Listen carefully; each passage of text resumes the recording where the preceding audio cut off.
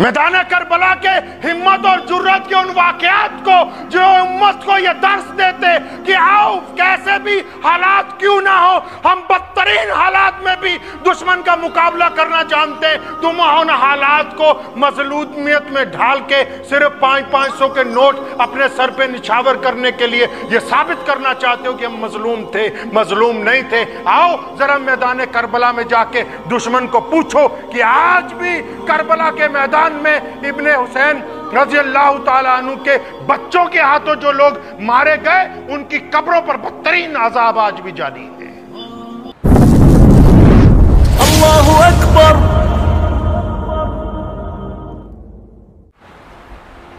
یکم محرم سے لے کے 10 محرم تک کے جو واقعات ہیں جس میں پیارے نبی حضرت محمد رسول اللہ صلی اللہ تعالیٰ علیہ وسلم کے نواسے اور مولا علی رضی اللہ تعالیٰ عنہ کے لخت جگر سیدنا امام حسین رضی اللہ تعالیٰ عنہ کی شہادت، میدان کربلا کے واقعات، یہ ایک ایسی قربانی ہے جس نے قیامت تک کے لیے اہل ایمان کو پختگی عطا کی۔ 7 محرم سے 10 محرم تک میدان کربلا میں کیا ہوا؟ بہت سارے لوگ اور آج کل کے جو نچنیاں مولوی ہیں جن کی نہ شکلیں مسلمانوں جیسی ہیں اور جو سارا سال نہ کبھی نماز کے قریب پھٹکتے ہوں، وہ بتاتے ہیں 10 محرم کو کہ حضرت امام حسین کون تھے، جن کو خود نہیں پتا، جو ناچ ناچ کے باتیں کرتے ہیں اسٹیج سے کودتے ہوئے، کبھی 10 فٹ ادھر چلے جاتے ہیں کبھی 10 فٹ ادھر چلے جاتے ہیں۔ وہ بتاتے ہیں لوگوں کو کہ جی کفر اور اسلام کے درمیان ایک جنگ ہوئی میدان کربلا میں۔ کون کہتا ہے کہ کفر اور اسلام کے درمیان جنگ تھی؟ محمد الرسول اللہ کے نواسے کو شہید کرنے والے بدقسمتی سے وہ بھی وہی لوگ ہیں جو نماز کے اندر بار بار کہتے ہیں اللہم صلی علی محمد وعلی آل محمد۔ یہ کہنے والے لوگوں نے سیدنا امام حسین کو سجدے کے اندر شہید کیا ہے۔ لوگ اس بات کو جانتے ہی نہیں ہیں کہ کربلا کے میدان میں ہوا کیا ہے۔ مولا علی کے صاحبزادے نے یزید کے ساتھ کس بات کی جنگ لڑی ہے؟ یہ جو شرابیں پی کے جلوس نکالتے ہیں ان میں سے کسی ایک کو روک کے پوچھو کہ ذرا تم بتاؤ گے کہ امام حسین کی لڑائی کیا تھی یزید کے ساتھ؟ تو ان کو سر سے لے کے پیر تک یہ بھی نہیں پتا بھی لڑائی تھی کیا، وجہ کیا تھی، کیا بات ہو گئی کہ یزید جو ہے وہ ان کے خون کا پیاسا ہو گیا؟ کیوں اس نے ابن زیاد کو وہاں بھیجا؟ شمر نے تلوار کیوں اٹھائی اس بدبخت نے؟ آخر وجہ کیا ہے؟ بس ایک رسم ہے کہ حلوہ اتارنا ہے، دیگیں اتارنی ہے۔ مسلم بن عقیل جب کربلا سے پہلے پہنچ چکے تھے کوفہ میں تو ان کے حالات دیکھ کے لوگوں نے امام حسین رضی اللہ تعالیٰ عنہ کو جا کے بتایا مکہ مکرمہ میں کہ حضرت کوفے والوں کے دل تو آپ کے ساتھ ہیں، ان کی تلواریں آپ کے ساتھ نہیں ہیں۔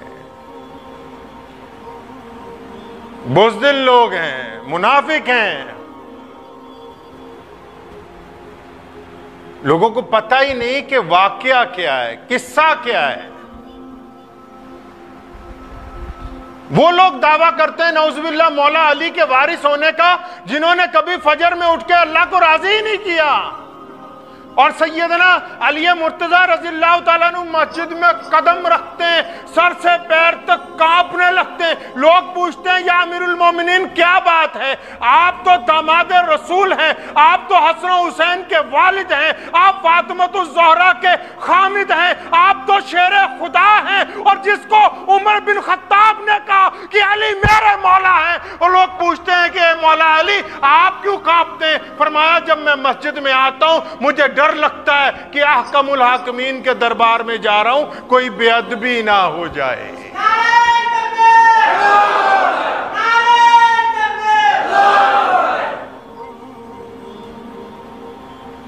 اب جن کے چہرے پہ داڑھی نہیں ہے، جن کی حلق سے شراب اترتی ہے روزانہ، ان کا دعویٰ ہے کہ ہم ہیں مولا علی کے غلام، جھوٹ بولتے ہیں، وہ نہیں ہیں۔ مولا علی کے غلام وہ ہیں جو صبح کو اٹھ کے اذان دیتے ہیں، جو اپنی اذان میں اس بات کا اعلان کرتے ہیں کہ اشہد ان لا الہ الا اللہ وحدہ لا شریک لہ واشہد ان محمدا عبدہ ورسولہ۔ وہ لوگ جو روزانہ کفر کی بندشوں کے باوجود 5 وقت یہ اعلان کرتے ہیں کہ ہم محمد الرسول اللہ کے امتی، وہ مولا علی کے غلام ہیں۔ کچھ لوگوں کو غلط فہمی ہو گئی۔ سیدنا علی رضی اللہ تعالیٰ عنہ اپنی خلافت کوفہ میں لے گئے تھے۔ حضرت علی رضی اللہ تعالیٰ عنہ کی شہادت کے بعد مسلمانوں کے خلیفہ بنے، ان کا نام ہے سیدنا امیر المومنین امام حسن ابن علی رضی اللہ تعالیٰ عنہ۔ امام حسن جب خلیفہ بنتے ہیں، کون؟ حضرت حسین کے بڑے بھائی۔ جب وہ دیکھتے ہیں کہ مسلمانوں کے 2 گروہوں میں اختلافات ہیں، تو امام حسن اور امام حسین مشورہ کر کے اتفاق رائے سے سیدنا امیر معاویہ رضی اللہ تعالی عنہ کو مسلمانوں کا خلیفہ بناتے ہیں۔ امیر معاویہ رضی اللہ تعالی عنہ، جن کو کچھ لوگ برا کہنا چاہتے ہیں اور جس کی تائید امام حسن نے کر دی ہو، امام حسین نے کر دی ہو، ان کو کون مائی کا لال برا کہہ سکتا ہے؟ اور ناچنے گانے والوں کو نہیں پتا ہوگا، سیدنا امیر المومنین امیر معاویہ نے کہا اپنے بیٹے کو انتقال سے پہلے یزید کو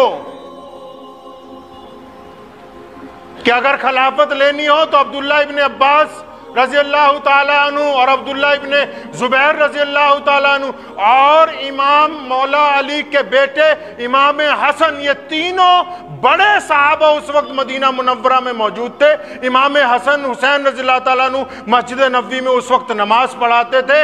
حضرت امیر معاویہ نے تاکید کی یزید کو کہ اگر میرے بعد تم خلیفہ بننا چاہو گے، جب تک یہ تینوں راضی نہ ہو جائیں بالکل خلافت پر مت بیٹھنا، اگر یہ تینوں راضی ہو جائیں تو خلیفہ بننا، اگر یہ راضی نہ ہو جائیں تو اٹھ کے خلافت چھوڑ کے گمنامی کے اندھیرے میں چلے جانا۔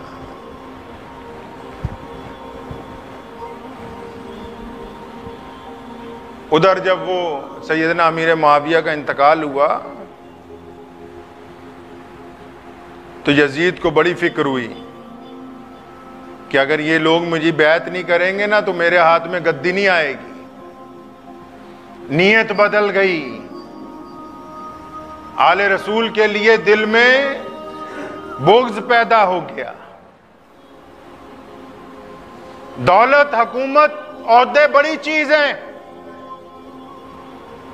تاریخ اسلام کا وہ دن یاد ہے ہم کو، سیدنا امیر المومنین عمر بن خطاب کو خط لکھا ابو عبیدہ بن جراح نے، خالد بن ولید نے ملک شام سے، فرمایا امیر المومنین اتنی دولت اکٹھی ہو گئی ہے، یہ جب بادشاہوں کو یہاں سے بھگایا کہ پہاڑ لگ گیا ہے ہیرے جواہرات کا، کیا کرنا ہے حکم فرمائیے۔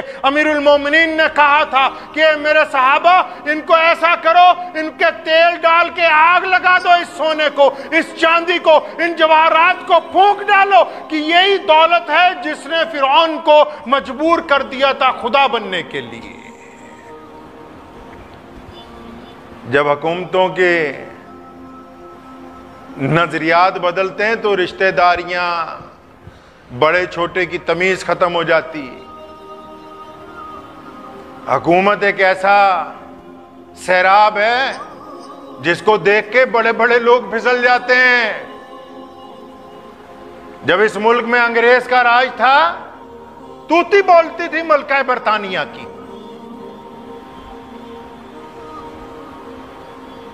ہندوستان کے بڑے بڑے سرمایہ دار انہوں نے تلوے چاٹنے شروع کر دیے اس کے. اور پھر سرمایہ داروں نے نہیں، صرف اس دور کے سرکاری مولویوں نے اپنے گلے میں توق ڈال لیا کہ ہم آج سے حکومت کی طرف سے فتویٰ دیں گے. اور مجھے ہمیشہ اس بات کا فخر رہا کہ انگریز کے بدترین دور میں علماء لدھیانہ کے 1000 فرزندوں میں سے ایک بھی آدمی کبھی انگریز حکومت کا ملازم نہیں بنا، کبھی انگریز کے سامنے ہم نے گھٹنے نہیں ٹیکے. لوگ پوچھتے ہیں یزید کے ساتھ جھگڑا کیا تھا. آج کچھ لوگ جا کے دیوبند سے، بریلی سے، RSS والوں کے ساتھ جب جا کے ان کے دروازے پر گھٹنے ٹیکتے ہیں، یہ کیا بتائیں گے کہ یزید کا اور امام حسین رضی اللہ تعالیٰ عنہ کا کیا جھگڑا تھا. جن کا عقیدہ طاقت اور حکومت تبدیل کر دے وہ اسلام نہیں بیان کر سکتے.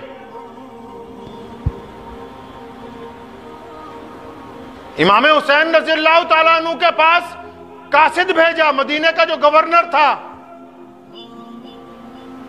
اس نے حضرت امام حسین کو اپنے گھر پہ بلایا کہ آپ ایسا کریں یزید کی بیعت کر لیں. فرمایا میں اس کی بیعت کس طرح کر سکتا ہوں اگر تمام مسلمان اس کو مان لیں؟ فرمایا نہیں حضرت پہلے آپ کر لیں. فرمایا تم ہمیں عام آدمی سمجھتے ہو؟ آج حسین تمہارے ہاتھ پر بیعت کر لے، تم پوری دنیا میں مسلمانوں کو بتاتے پھرو کہ حسین نے یزید کی بیعت کر لی ہے، تم بھی کر لو. فرمایا نہیں، عام لوگوں کے اندر لے کے آؤ یزید کو، ہم بھی دیکھیں مسلمان اس کی بیعت کرتے ہیں کہ نہیں کرتے. ابھی وہ مدینہ کا گورنر بات کر رہا تھا امام حسین رضی اللہ تعالیٰ عنہ سے، تو عبد الملک بن مروان اس کے کان میں کہنے لگا سنو، اگر یہ امام حسین باہر نکل گئے گورنر ہاؤس میں سے تو بڑا مسئلہ ہو جائے گا پھر ہمارے ساتھ. مولا علی کے شیر بیٹے نے اس وقت مدینہ منورہ میں کہا تھا کہ مروان کان میں کیا باتیں کرتا ہے، سامنے آ نا، سامنے آ کے بات کر. کس نے ماں کا دودھ پیا ہے جو علی رضی اللہ تعالیٰ عنہ کے بیٹے کو روک سکے؟ آج مدینہ کا گورنر اور مروان کانپنے لگے. حضرت امام حسین رضی اللہ تعالیٰ عنہ وہاں سے جب اٹھ کے آئے نا، اپنے دوستوں کو بلایا. فرمایا رسول اللہ نے فرمایا تھا کہ ایک وقت آئے گا، ایک مینڈھا ہوگا جس کو مدینہ میں ذبح کیا جائے گا، مدینہ کی گلیوں میں خون بہہ جائے گا. فرمایا میں وہ نہیں بننا چاہتا، میں اپنے نانا کے شہر میں فساد نہیں چاہتا، اپنے نانا کے شہر میں کسی کا قتل نہیں چاہتا. سیدنا امام حسین رضی اللہ تعالیٰ عنہ اپنے خاندان سمیت مدینہ منورہ سے نکلتے ہیں اور مکہ مکرمہ تشریف لے جاتے ہیں. جھگڑا کس بات کا ہے؟ جھگڑا اس بات کا ہے کہ کسی بھی آدمی کو جو دین رسول صلی اللہ علیہ وسلم کا مخالف ہو اس کو غنڈہ گردی کرنے کی اجازت حسین نہیں دے سکتے. کوئی بندہ ہو چاہے وہ تخت پر بیٹھ جائے حکومت کے، فرمایا ہم کیسے اس کو اجازت دے دے کہ وہ مسلمانوں کے ساتھ کھلواڑ کرتا پھرے، غنڈہ گردی کرتا پھرے. پوری دنیا اگر اس سے ڈر کر بیعت کر سکتی ہے لیکن مولا علی کا بیٹا اس سے خوفزدہ ہو کر کبھی اس سے بیعت نہیں کر سکتا ہے. لوگوں نے روکا تھا سیدنا حسین کو مکہ مکرمہ سے جب کوفے کے لیے جانے لگے کہ آپ رسول اللہ کے لگتے جگر ہیں، مت جائیے، وہ آپ پر لشکر کشی کرے گا. آپ کی بہن نے کہا، سیدہ زینب نے، کہ بھائی ایک دفعہ پھر غور کر لیں. فرمایا میری پیاری بہنہ رسول اللہ صلی اللہ علیہ وسلم میرے نانا ابو خواب میں آئے تھے, انہوں نے کہا کہ حسین کسی قیمت کے اوپر دشمن کے آگے سر نہیں جھکانا. اگر آج یہ روایت قائم ہو گئی کہ طاقتور اداروں کے لوگ حکومت کے سامنے سجدے کرنے لگیں گے, پھر قیامت تک کوئی نہیں اٹھے گا غریبوں کی مدد کے لیے, پھر کوئی نہیں اٹھے گا قربانی دینے کے لیے. حق اور انصاف کی آواز پھر دب جائے گی.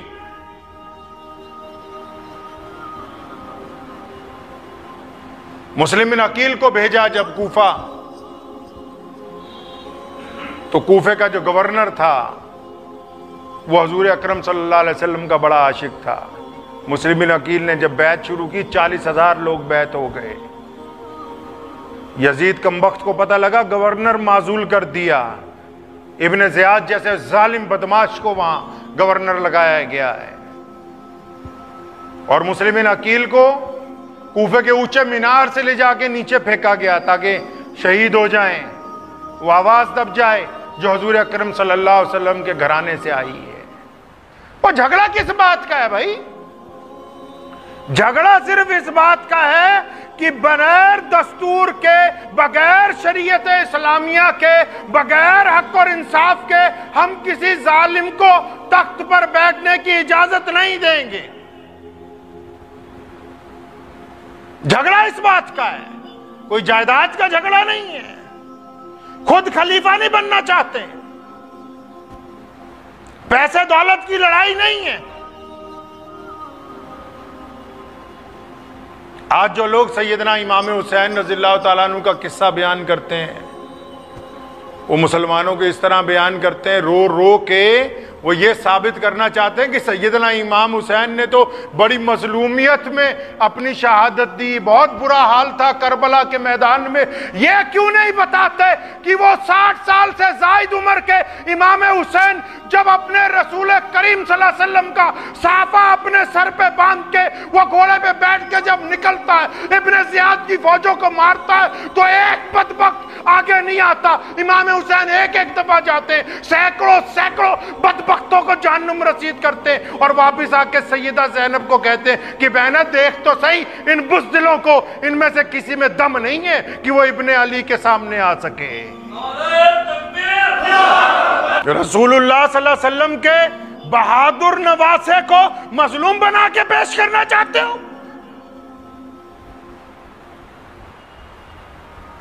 میدان کربلا کے ہمت اور جرات کے ان واقعات کو جو امت کو یہ درس دیتے کہ آؤ کیسے بھی حالات کیوں نہ ہو ہم بدترین حالات میں بھی دشمن کا مقابلہ کرنا جانتے ہیں. تم ان حالات کو مظلومیت میں ڈھال کے صرف 500 کے نوٹ اپنے سر پہ نچھاور کرنے کے لیے یہ ثابت کرنا چاہتے ہو کہ ہم مظلوم تھے, مظلوم نہیں تھے.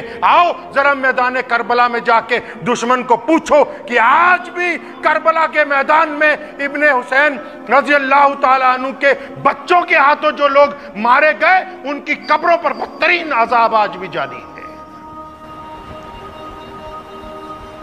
حضرت حسین رضی اللہ تعالیٰ عنہ جب روانہ ہے کوفے کی طرف تو رستے میں میدان کربلا جب آ گیا تو حر بن زیاد اپنے لشکر کے ساتھ راستہ روکتا ہے, ادب کے ساتھ کہتا ہے کہ رسول کریم صلی اللہ علیہ وسلم کے نواسے آپ واپس چلے جائیں, خلیفہ آپ سے ناراض ہے, یا بیعت کر لیں یا جنگ کے لیے تیار رہیں. یہ بدترین داستان سنائیے ان لوگوں کو جو کہتے ہیں کفر اور اسلام کے درمیان جنگ تھی. حر بن زیاد اور اس کے لشکر نے 3 نمازیں سیدنا امام حسین رضی اللہ تعالیٰ عنہ کی امامت میں میدان کربلا میں ادا کی ہیں. 3 نمازیں.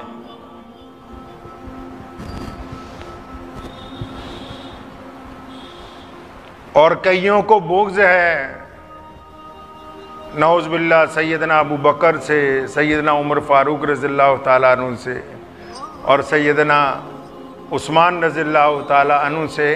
وہ یہ بتانا بھول جاتے ہیں کہ سیدنا امام حسین کے 4 بھائی ساتھ میں تھے. کون؟ علی مرتضیٰ رضی اللہ تعالیٰ عنہ کی دوسری بیوی کے 4 بیٹے, حضرت عباس علمبردار، عباس بن علی، ابو بکر بن علی، عثمان بن علی، عمر بن علی، رسول اللہ صلی اللہ علیہ وسلم کے یہ جو یار تھے نا، یہ علی مرتضیٰ رضی اللہ تعالیٰ عنہ کے بھی جگری یار تھے۔ علی مرتضیٰ نے اپنے بچوں کا نام ابو بکر کے نام پر رکھا، اپنے بیٹے کا نام عمر بن خطاب کے نام پہ رکھا، اپنے بیٹے کا نام عثمان ذی النورین کے نام پہ رکھا۔ آج جو لوگ سیدنا امام حسین کی شہادت کو بیان کرتے ہیں، ان 4 شہزادوں کا نام اس لیے غائب کر دیتے ہیں کہ بھی ان کا نام خلفائے راشدین کے نام کے اوپر ہے۔ سیدنا حسن رضی اللہ تعالیٰ عنہ کے بیٹے میدان کربلا میں جب جنگ کا طبل بجانا، سب سے پہلے وہی بندہ حر بن زیاد جو دشمن کا سپہ سالار تھا، وہ سب سے پہلے دوڑ کے لشکر اپنا گھوڑا لے کے سیدنا حسین کی طرف آ گیا کہ میں ایسی گستاخی نہیں کر سکتا کہ آل رسول کے خلاف لڑوں۔ پہلا بندہ جس نے سیدنا امام حسین کی اقتداء میں اپنی گردن اتروائی ہے وہ حر بن زیاد ہے۔ آج بھی اگر آپ کبھی جائیں گے کربلا کے میدان میں، اگر لوگ امام حسین رضی اللہ تعالیٰ عنہ کے روضہ مبارک پر فاتحہ پڑھتے ہیں تو وہاں حر کو بھی لوگ سلام اس لیے کرتے ہیں کہ وہ بندہ جس نے ظالم حکمران کے منہ پر تھوک دیا کہ میں آل رسول کے ساتھ ہوں، تمہارے ساتھ نہیں ہوں۔ سیدنا امام حسین جب نکلنے لگے لڑنے کے لیے نا، ایک جوان امام قاسم نکل کے سامنے آیا، بالکل تیار ہے، کہنے لگا چچا پہلے میں لڑوں گا۔ فرمایا نہیں، تو میرے بھائی سیدنا حسن رضی اللہ تعالیٰ عنہ کی یادگار ہے، تو ان کے خاندان کا چشم و چراغ ہے، تو رہنے دے۔ فرمایا چچا میرے ابا نے نا میرے ہاتھ پر ایک تعویذ باندھا تھا۔ امام قاسم رضی اللہ تعالیٰ عنہ فرماتے ہیں میرے ابا نے میرے ہاتھ پر ایک تعویذ باندھا تھا اور فرمایا تھا بیٹا جب کوئی بہت بڑی مصیبت آ جائے اس تعویذ کو کھول کے پڑھنا۔ فرمایا آج جب میں نے وہ تعویذ کھولا ہے نا، وہ تعویذ نہیں تھا، وہ میرے باپ کا میرے نام رکا تھا، اس میں لکھا ہے کہ اے قاسم اگر تیرے چچا پر کبھی وقت آ جائے تو اپنے چچا کے آگے رہ کے لڑنا، پیچھے رہ کے نہیں لڑنا ہے۔ امام حسین نے اپنے بھائی کا رکا دیکھا، آنکھوں میں آنسو آ گئے، اجازت دی اپنے بھتیجے کو۔ مورخین نے لکھا ہے سیدنا حسن رضی اللہ تعالیٰ عنہ کا نوجوان فرزند اس انداز سے اکیلا لڑا کہ اگلی صفیں ساری دشمن کی پلٹ دیں۔ شمر جیسے ظالموں کو فکر ہو گئی کہ یہ کیا ہو گیا۔ کسی نے کہا کہ یہ مولا علی کے گھر والے ہیں، وہ یہ 72 ضرور ہیں، یہ ایک ایک آدمی 1,000 کے برابر ہے۔ دشمن کی تعداد کتنی ہے جی؟ 22,000۔ اور امام حسین رضی اللہ تعالیٰ عنہ کے ساتھی کتنے ہیں؟ 72 ساتھی ہیں۔ اور کچھ بدبخت کہتے ہیں کہ صحابہ رضی اللہ تعالیٰ اجمعین کی اولادیں ساتھ نہیں تھیں۔ آپ تاریخ اٹھائیں اور کتابیں پڑھیں، اہل بیت میں سے رسول اللہ صلی اللہ علیہ وسلم کے گھرانے میں سے 21 افراد تھے، اور ان کے علاوہ جتنے لوگ ہیں تب تمام کے تمام جید صحابہ کرام رضی اللہ تعالیٰ اجمعین کی اولادیں ہیں۔ امام قاسم نے جب 2 حملے کیے نا، گاجر مولی کی طرح دشمن کاٹے، تو واپس آئے، اپنے چچا کو کہنے لگے چچا اگر 2 گھونٹ پانی کے مل جاتے نا میں پورا لشکر ہی اکھاڑ کے پھینک دیتا۔ اتنی شدت کی پیاس لگی ہوئی تھی۔ کچھ باتیں اپنے چچا سے کر کے پھر جب دوبارہ حملہ کرتے ہیں نا، دشمن پیچھے کو ہٹ رہا ہے یا آگے بڑھ رہے ہیں۔ ابن زیاد جیسے بدبختوں نے جرنیلوں کو کہا کہ لگا یہ اگر اکیلے لڑو گے یہ سب کو مار دے گا، ایک ساتھ اس پر حملہ کرو۔ کئی لوگ امام قاسم پہ حملہ کرتے ہیں، ایک تیر گردن میں آ کے لگتا ہے تو اپنے گھوڑے سے گرتے ہیں۔ سیدہ زینب اپنے خیمے سے دیکھتی ہیں اور امام حسین کو فرماتی کہ وہ دیکھ ہمارے بھتیجے نے جام شہادت نوش کر لیا، اس کو اٹھا کے لاؤ۔ امام حسین رضی اللہ تعالیٰ عنہ پہلے اپنے بھتیجے کو چھاتی سے لگا کے اپنے خیمے تک لاتے ہیں۔ آج تو کسی کے گھر میں ایک جنازہ ہو جائے نا تو اس کو 15 دن صورت نہیں آتی، اور یہاں تو جنازوں کی لائن لگی ہوئی ہے۔ اور پھر علی اکبر سیدنا حسین رضی اللہ تعالیٰ عنہ کے بڑے صاحبزادے۔ علی اکبر کون ہے پتہ ہے؟ آج تو صرف بس ڈھول تماشے رہ گئے۔ رسول اللہ صلی اللہ علیہ وسلم کے وفات کے بعد، ابو بکر کے بعد، عمر کے بعد جو لوگ مسلمان ہوتے تھے، جو پوری دنیا سے لوگ بیت اللہ کا حج کرنے جاتے تھے، لوگ مدینہ جاتے تھے، جو رسول اللہ کے روضے پر جا کے درود پڑھتے تھے، جو رسول اللہ کو دیکھ نہیں پاتے تھے نا، وہ مدینہ کے صحابہ کو پوچھتے تھے کہ ہمیں بتاؤ رسول کریم کیسے تھے، ہمیں بتاؤ رسول کریم کا چہرہ کیسا تھا، قد کاٹ کیسا تھا، رسول اللہ چلتے کیسے تھے، بولتے کیسے تھے۔ تو مسلمانوں ان کو ایک ہی جواب دیا جاتا تھا کہ جاؤ امام حسین کے بڑے بیٹے شبیہ رسول سیدنا علی اکبر رضی اللہ تعالیٰ عنہ کو دیکھ لو، ان کی شکل حضور اکرم صلی اللہ علیہ وسلم سے ملتی ہے۔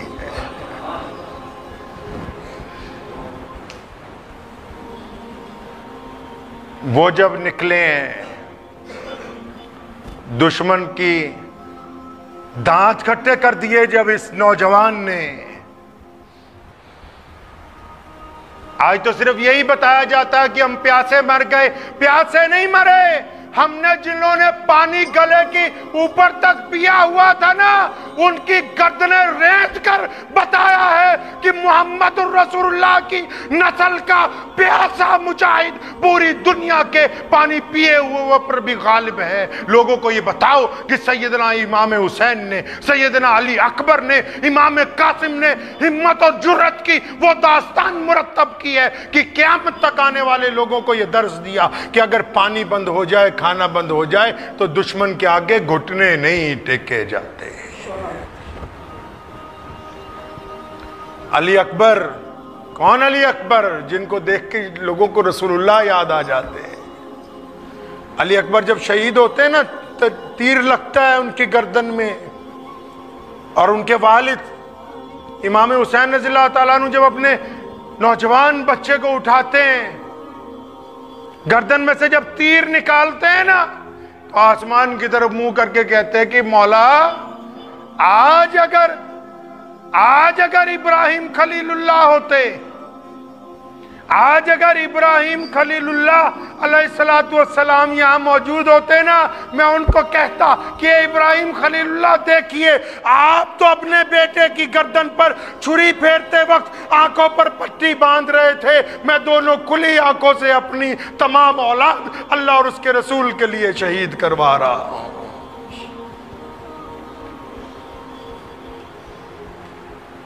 سیدنا امام حسین رضی اللہ تعالی عنہ کی ذات گرامی ہے۔ لوگوں نے آ کے پھر کہا ہے کہ صلح کی گنجائش ہے، صلح کی گنجائش ہے، آپ ایسا کریں، مان جائیں گورنر کی بات، یہ جا کے ابھی خلیفہ سے بات کر لے گا۔ فرمایا بس ایک ہی شرط ہے کہ ہم اپنے نانا کے دین کے اوپر کسی اور کی شریعت کو نافذ نہیں ہونے دیں گے۔ فرمایا کان کھول کے سن لو، یہ 22,000 کی بجائے 22 لاکھ فوج بھی اگر بھیج دی جائے تو محمد الرسول اللہ صلی اللہ علیہ وسلم کے دین کو دنیا کی کوئی طاقت تبدیل نہیں کر سکتی ہے۔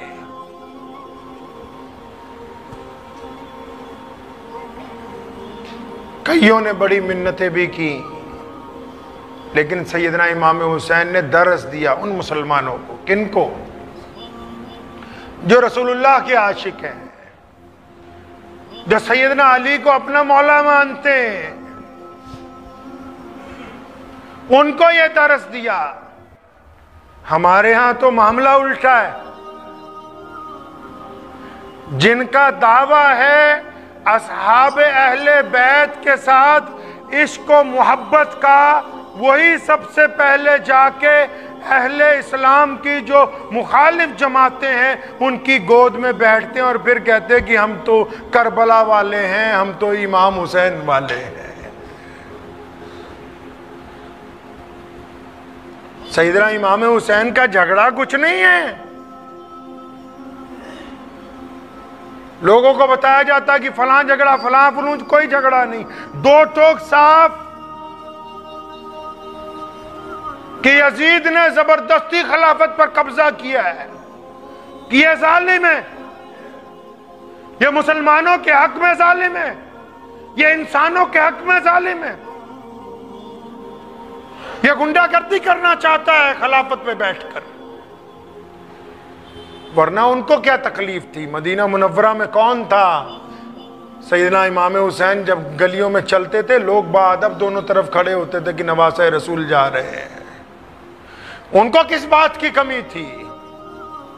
حضور اکرم صلی اللہ علیہ وسلم کے بعد جب حضرت علی رضی اللہ تعالیٰ عنہ خلیفہ بنے، ان کے بعد اگر مسجد نبوی میں کوئی نماز پڑھاتا تھا، امام حسین رضی اللہ تعالیٰ عنہ خود مصلی پر کھڑے ہوتے تھے، کوئی اور نہیں۔ آج ہم قصہ بیان کرتے ہیں، وہ اس طرح بیان کرنا چاہتے ہیں رو رو کے کہ بہت ظلم ہو گیا، ظالم مر گئے، قتل حسین اصل میں ہے مرگ یزید، اسلام زندہ ہوتا ہے ہر کربلا کے بعد۔ کسی نے کہا نا کہ روئیں تو وہ جو قائل ہوں اموات شہیداں کے۔ قرآن نے کہا نا وَلَا تَقُولُوا لِمَنْ يُقْتَلُ فِي سَبِيلِ اللَّهِ أَمْوَاتٌ، اور جو اللہ کے راستے میں قتل کر دیے گئے ان کو مردہ مت کہو، وہ زندہ ہے۔ حسین کل بھی زندہ تھے، حسین آج بھی زندہ ہے۔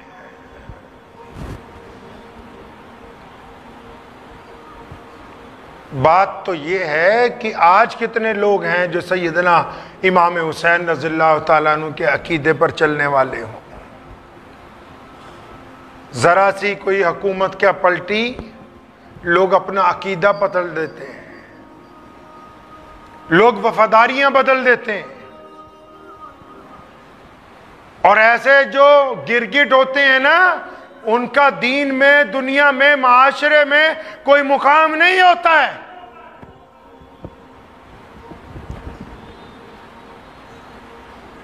مقام انہی لوگوں کا ہے۔ یزید کے ساتھ اس کے تخت کے دائیں بائیں جو لوگ بیٹھے ہوئے تھے، آج کسی کو نہیں پتا کائنات میں، دنیا میں کون لوگ تھے۔ یزید جہنم رسید ہو گیا، لیکن سیدنا امام حسین کے دائیں بائیں جن لوگوں نے قربانیاں دی، ان کا ایک کے خون کے قطرے کا امت کو پتا ہے کہ کس کا خون کا قطرہ کہاں گرا ہے۔ دنیا ان کو یاد رکھتی ہے جو مشکل حالات میں بھی کھڑے رہتے ہیں، جو وقت کے ساتھ ساتھ رنگ بدلتے ہوں وہ کامیاب نہیں ہو سکتے۔ ہندوستان کی جنگ آزادی میں جب یہاں انگریز قابض تھا، سیدنا حسین احمد مدنی رحمت اللہ علیہ، ان کو مالٹا میں قید کر دیا لے جا کے انگریز نے، اور سامنے ایک کاغذ رکھا ہوتا تھا کہ حسین احمد اس پر دستخط کرو کہ خلافت عثمانیہ کے خلاف انگریز کی لڑائی جائز ہے، اس پر دستخط کرو کہ مسلمان انگریز کی فوج میں بھرتی ہو کے عثمانی خلافت کے خلاف لڑ سکتے ہیں۔ حسین احمد نے اور حضرت مفتی محمود الحسن نے تا زندگی اپنی پیٹھ پر درے کھا لیے، لیکن انگریز کی بات کبھی نہیں مانی۔ آج ان کی اولاد جب جا کے RSS والوں کے سامنے گھٹنے ٹیکتی ہے تو وہ حسین احمد مدنی والی بات نہیں ہے۔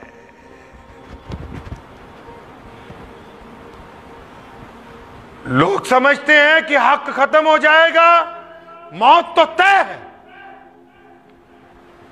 مرنا تو ایک دن ہے، سب نے مرنا ہے۔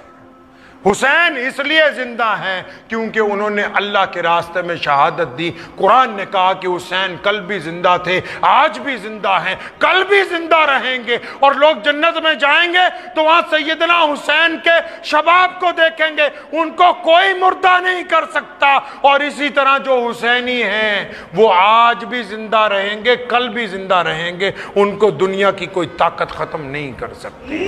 محرم کا پیغام یہ ہے کہ حق کا ساتھ دیجئے، انصاف کا ساتھ دیجئے، مظلوموں کا ساتھ دیجئے، ضرورت مندوں کا ساتھ دیجئے۔ صرف دوسرے کی طاقت کو دیکھ کر، دوسرے کی شہرت کو دیکھ کر یہ نہ طے کر لیا جائے کہ یہ عزت والا ہے۔ عزت تو اللہ دینے والا ہے، وہی ذلت دینے والا ہے، دنیا والے کسی کو عزت اور ذلت نہیں دے سکتے ہیں۔ سیدہ زینب نے یہ بات یزید کو کہی تھی اس وقت، اور ڈانٹ کے کہی تھی۔ اس نے کہا دیکھو میں آج عزت والا بن گیا۔ فرمایا خبردار، اپنی زبان کو لگام دے، اللہ تبارک و تعالیٰ جسے چاہے عزت دے دے، جسے چاہے ذلیل کر دے۔ وہاں ایک نبینا صحابی بیٹھے تھے، فرمایا مجھے ایسے لگا جیسے علی مرتضیٰ آ گئے ہوں بولنے کے لیے رضی اللہ تعالیٰ۔ تو کسی نے کہا کہ علی تو نہیں آئے، ان کی بیٹی ہے، تو فرمایا وہی جاہو جلال ہے۔ اللہ تبارک و تعالیٰ نے جو ان کی بلندیاں لکھی وہ کسی اور کی قسمت میں آنے والی نہیں ہے۔ اس لیے میری آپ سے گزارش ہے، 10 محرم کا دن آئے گا، سیدنا امام حسین کو یاد کریں گے تو سیدنا امام حسین پر درود و سلام بھیجیے، رسول اللہ صلی اللہ علیہ وسلم پر درود و سلام بھیجیے، اور ان لوگوں کی مدد کیجیے جو غریب ہیں، جو مستحق ہیں، اور ان لوگوں کو روکیے جو ظلم کرتے ہیں۔ اور صرف دیگیں بانٹنے سے کچھ نہیں ہوگا، دیگیں بانٹنے والے ساتھ نہیں چلتے۔ جو حسینی ہیں شراب اس کے حلق سے اتر نہیں سکتی، نعوذ باللہ۔ اور جو حسینی ہے وہ مسجد میں 5 وقتہ سجدہ کرتا ہے، اس کے چہرے پر رسول اللہ کی سنت ہوتی ہے۔ اس لیے یاد رکھیں اگر حسینی بننا ہے تو سیدنا امام حسین کے طریقے پر چلنا ہوگا۔ کریں گے نہیں کوشش انشاءاللہ؟ کوشش کیجئے کہ اللہ تعالیٰ محرم کے ان دنوں میں ہم سب کو سیدنا امام حسین رضی اللہ تعالیٰ عنہ کے طریقے پر چلنے کی توفیق عطا فرمائے۔ وآخر دعوانا الحمدللہ رب العالمین۔ مجھے امید ہے کہ آپ کو یہ ویڈیو پسند آئی ہوگی۔ اگر پسند آئی ہو تو یہ آپ اپنے دوستوں کے ساتھ شیئر کریں اور اس چینل کو سبسکرائب ضرور کریں۔